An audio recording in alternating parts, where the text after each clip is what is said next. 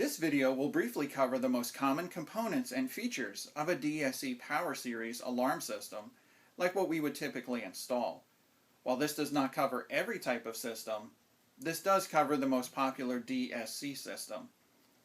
On this side of our display, on the blue painted section, is the brains and the guts of the alarm system. On the top is the indoor siren. This communicates audible alarm conditions. This would be located somewhere in the premises. Below the siren is the control panel. This could be located in a variety of locations inside the premises. Sometimes the control panel is located in a recessed panel and out of sight. It is vital to know the location of your panel in case you need service.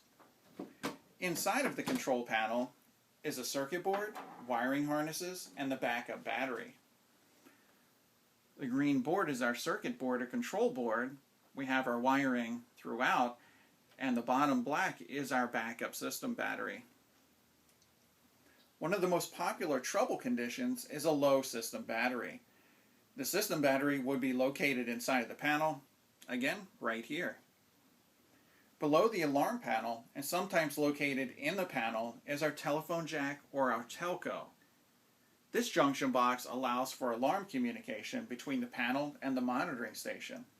For our display, it is located outside of the panel. Next to the telco jack is our transformer.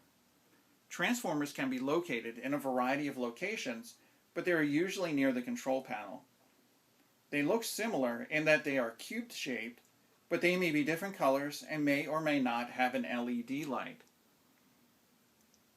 If you are ever having power troubles, one of the first places to look is at the transformer. If you have an alarm panel and a system, it is vital to know the location of your control panel and your transformer.